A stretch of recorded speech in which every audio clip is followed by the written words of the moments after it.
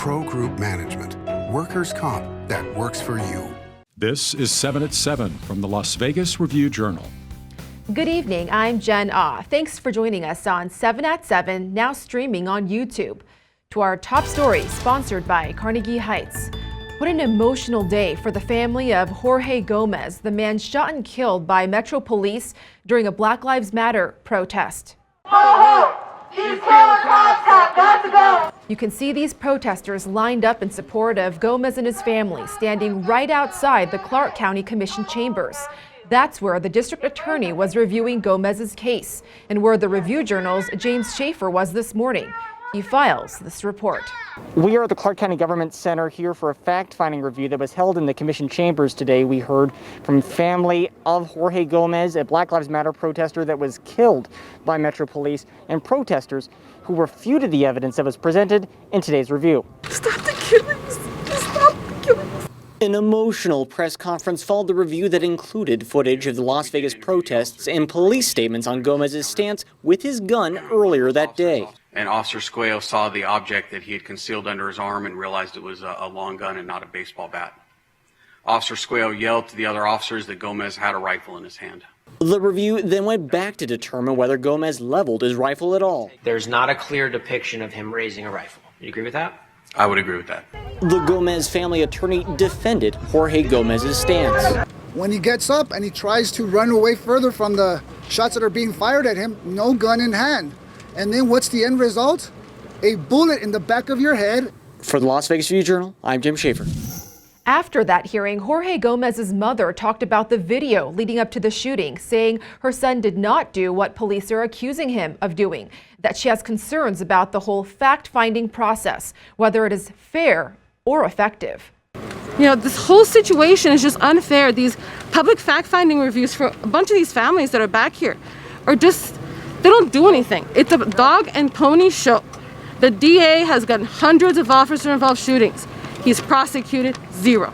Days after the shooting, Metro Police held a press conference saying Gomez was armed, raised a weapon at a group of officers, prompting them to fire a combined 19 rounds. They say they have not been able to locate any footage of the actual shooting. Now to your business news, sponsored by Bank of Nevada, Bank on Accountability. A long time coming for sports fans who can finally check out Allegiant Stadium and see what's inside this newly completed $2 billion facility. Allegiant Stadium's tour is now open to the public, a chance for fans to view the private suites, broadcast booth, as well as the locker rooms. There's also the Al Davis Memorial Torch and on-field access. You can book public or guided tours through the stadium's website. It's one of the first large events to return to Southern Nevada since the pandemic, the Las Vegas Market. This 5-day home furnishings trade show exceeded all expectations, according to the CEO. Visitors got a chance to check out furnishings, many saying they were simply excited to touch and actually feel what they were buying instead of just ordering online. It's so different looking online versus actually touching, feeling, seeing in person. I have to be able to sit on the chair. I can't buy furniture unless I know that it's going to be comfortable. Industry experts calling trade shows like the Las Vegas Market a welcome sign of recovery for the city. In your health news, sponsored by 4M Dental, love your smile again. Hashtag no more COVID. That's the name of the state's new ad campaign to convince more Nevadans to get immunized. R&R Partners is working with Nevada's COVID task force to create signs like this saying no more virtual hugs and no more half-filled casinos at the McCarran International Airport and billboards across the Las Vegas Valley. So far, about a quarter of our state's adult residents are fully vaccinated. State officials projecting that number could go up to 75% by this fall. Now a check on your weather, sponsored by 1 Hour Air. No matter the season, no matter the reason, 1 Hour is here for you.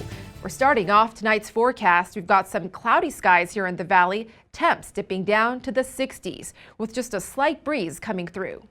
Now on to your weekend. We have a warm start on Saturday, highs in the mid-70s. Mostly sunny skies. Things start to heat up from there. Sunday's highs jumping to the low 80s.